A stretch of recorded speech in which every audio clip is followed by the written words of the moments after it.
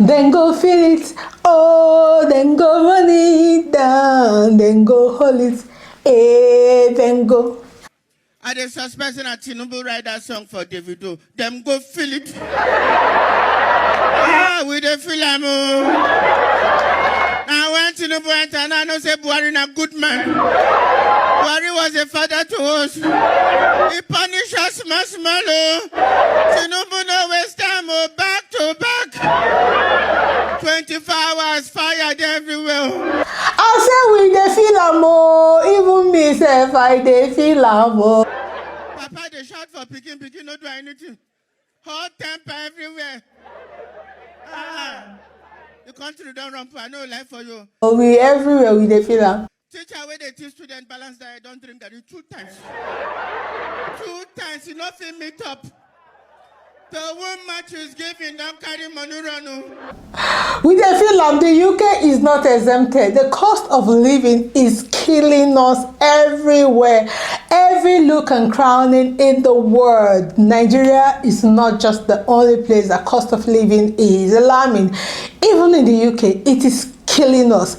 Me especially, last week I went to the store and I have a constant list I usually pick when I go to the store just to cut down on the time I spend in the store. So I made this comprehensive list of everything I need every week. So it's always on my note app in my phone. And I entered the store and just, picked up everything. Usually these things cost me, let's say, £80 at most, but I entered the store and picked up everything and it literally cost me £150, and I was like, hey, we dey feel am. I am not kidding you. I almost shed tears because, man, why did I come to the store budgeting £80 and I had to spend double the price? It was alarming. So that inspired this video. In case you are at that phase where you're thinking of how you can cut costs, just know say you no get problem. All you need to do is come to Furo's channel because Furo do the thinking for you and you just relax and implement. I'm that nice, okay? Yes. So my name is Furo, and if you've not subscribed, please subscribe and let's get into this video. So let me share with you ways you can cut costs and live more comfortably if you live in the UK. Number 1, look for ways to make extra income. Now, I am not telling you to go get extra shit because getting extra shit will stress you out. It will stress your body out. It will stress your whole everything. It will just make you uncomfortable. Yeah, you can get extra money by getting extra shift, but look for other ways you can make money, especially if you're a mom. Look for ways you can make money while you are in your house after your regular shift, okay? And I made a detailed video on how you can make extra money. That video will be in the description box or up here in the card. Especially if you're a mom and you live in Nigeria, you need to go watch that video right now, because what do? I am that good. I do the research for you while you chill and implement. So look for ways to make extra income. It is very, very important. If you have one source of income at this point, my dear, you're not doing yourself any good. Look for ways to make extra money because this cost of living is biting everybody in the throat. In fact, I would say it's holding people in the blockhouse. Number 2, start utilizing bargain markets, bargain shops, okay? So when I first came here, I used to be an Aldi girl. I love to shop in Aldi because Aldi is a bargain shop. But as I proceeded, I stopped shopping much in Aldi because some of their things compared to other shops, I just kind of prefer things in other shops than in Aldi. So for instance, I usually like this coleslaw I used to buy from Aldi. It was a little bit cheaper than what they have in Morrison, but I realized that I prefer the quality of the one in Morrison than the one in Aldi. So I started buying those things in Morrison rather than Aldi. So look for those things that you think you can actually buy in Aldi and buy them, okay? Like rice, you can buy rice in Aldi, you can buy tomatoes, buy a lot of things from bargain shops. That will cut your cost. The next one is try using open market. I realized that things are cheaper, a little bit cheaper in open market market than in the store. So for instance, I bought chicken in open market. I realized that it had 5 extra legs than the ones in the store. If it was 20 for £5 in Aldi, then in the open market it was 25. So you've gotten yourself extra legs of chicken. So try to use open market. It's very, very important. I know sometimes it's really hard to go to the open market because most times it's far. So for like me, I find it difficult to go to the open market because it's really far from where I live, and it's not that convenient to just breeze in and breeze out. But plan yourself and utilize the open market. It is very, very important and it's going to help you. Number 2, utilize apps. There are a lot of apps now where they sell ready-made food in bulk. Sometimes you can get a box of food for £5. Even stores like Morrison also do it, where you get a box of food cheaper than you will get it when you go to the store. So use those kind of incentive and make yourself good meals and reduce the cost of meals in your house. Number 2, reduce the amount of food you buy. I know over the years they've told us, oh, buy food in bulk, it's going to save you. Buy food in bulk, going to save you. No, if you are a mom, you do not want to buy food in bulk. Yes, quote me anyway. If you are a mom, you do not want to buy food in bulk because your kids are going to eat more than is planned for because they have it in the house. So let's say you buy Capri Sun in bulk. I've been there before. I have bought things in bulk and I realized that my kids are just eating beyond what they're supposed to eat. And understand that this food is not, you might think you're doing them good by giving them a lot of food, but you end up, giving them things like obesity and the rest of them. So buy the food you need at the time. So you can go to the store and buy food for 3 days, just buy food for 3 days and that is it. After 3 days, you go and buy another one. I know that will be taking you back and forth the store, but that is what you have to sacrifice to cut down on your groceries in your house. Or you can also buy in bulk if you can portion and ration it and keep it safe. For me, I cannot keep the food away from my kids. So let's say if I go buy Capri Sun, or I go buy biscuits, or I go buy chicken that we're going to use for the whole month and I bring it back home, there's no way I'm going to hide it away. And my kids are of that age where they can make food themselves and where they can just go grab their stuff. I don't need to portion things for them anymore. So there's no way I can control them from not eating or just snacking on it all the time and every time they need it.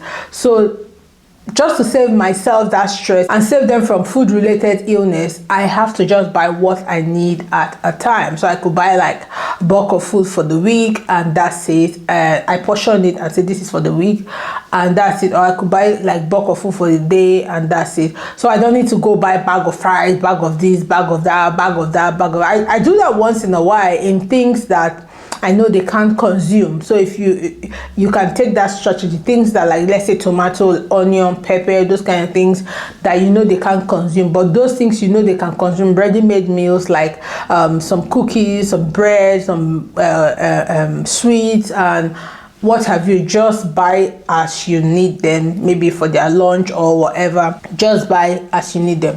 Number 3, learn to make as much things as you can by yourself.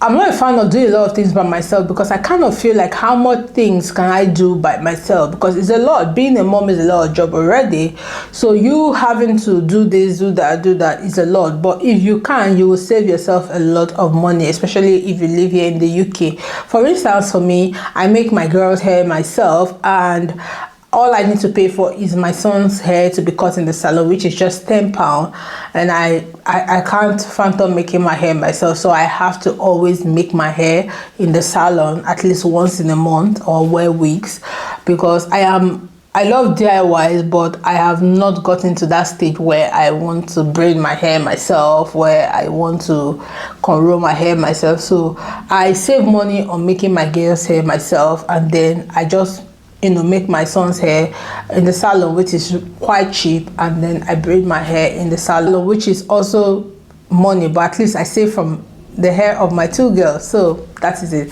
Number 4, try to visit your direct debit. Make sure that the things you don't need, you take them away from your direct debit. Okay, so let's say for instance Netflix, you have Disney World, you have Disney, you have Netflix, you have YouTube Premium. Try to just, put the one you really need or the kids really need and take off the ones you do not need. Make sure you look closely to your direct debit. So for the past 3 months, I registered my daughter in swimming class, and I realized that for the past 2 months I've not taken her to the swimming, so they've been collecting my £30 for nothing.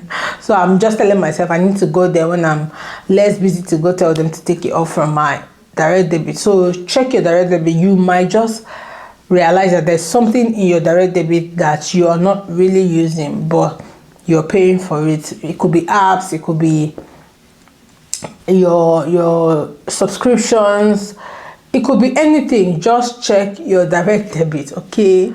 Number 5, start patronizing fairly used stores. Yeah, so I know you think this is a tip, but I am trying to discourage you from this video to stop patronizing fairly used stores, because I realize that fairly used stuff have time frame when they get spoiled.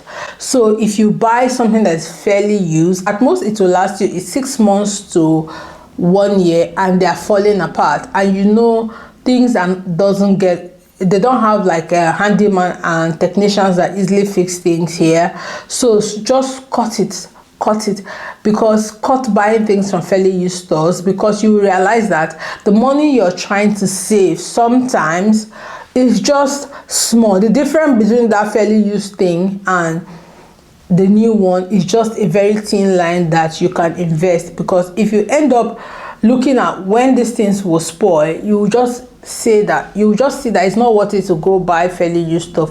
Just buy new ones and have peace, except that at the time you do not actually have the money for the new one. That's when you should buy the fairly used ones. So let me give you, for instance, when I first moved into the UK, I bought a brand new fridge, I bought a fairly used washing machine, a fairly used dryer, and brand new fridge.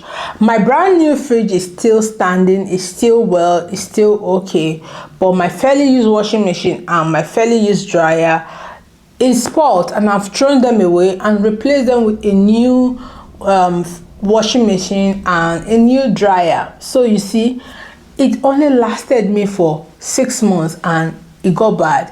And when I was going back to buy my new washing machine and new dryer, I realized that the price difference wasn't even that much. And look, since then my new fridge is still standing, but I have replaced the dryer and the washing machine.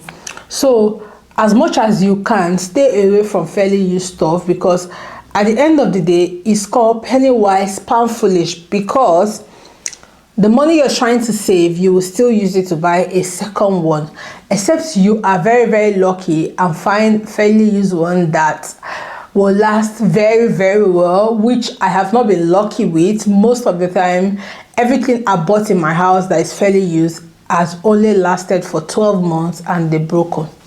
Okay, I think I bought a washing machine, dryer, I bought a cupboard, a bedside drawer, and they're all broken and I got new ones. So try your best as much as you can to buy durable and quality stuff. They will last you very, very long than buying fairly used. The next one is on food, still on food. Okay, I was gisting with someone and the person said one of the most exciting thing about working in care is that they offer you food. They give you food. So he said to me, I save money on buying food, because if I go to my work, I can just eat and that's it. So you can eat, but eat with sense. Still on food, you can actually get food from people that donate food. You can also get food from churches. There are a lot of churches that give food these days. One of the church I visited gave me like this lots of food that I couldn't even like keep it. I had to give out some of it just to make sure that it doesn't spoil. So there's a lot of churches that give food. They also visit them. Okay, also probably on housing, UK house safe, I'm going to do a video about that. But on housing, you can go for affordable houses, and that will help you. Also transportation, also you can, you know, leg some places and enter bus in some places. But like in where I live in Manchester, transportation is really not that expensive, so you can, you know, run it in a way.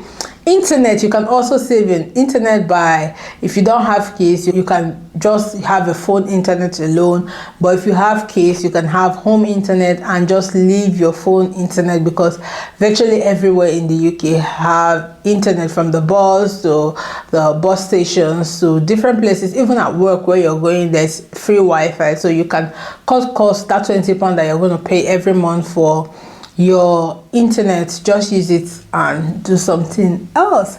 And the next one I'm going to tell you to save is on cars. Guys, I'm not kidding in this video. If you know that you don't have kids, you really don't have, you know, things you're rushing after, like for instance me, I got kids, okay, so you have to, you know, taking 3 of them into bus is just chaotic. So I just prefer, you know, taking them in the car and just driving. So if you know that you don't have kids, you're just a single person, please, you don't need a car in this UK.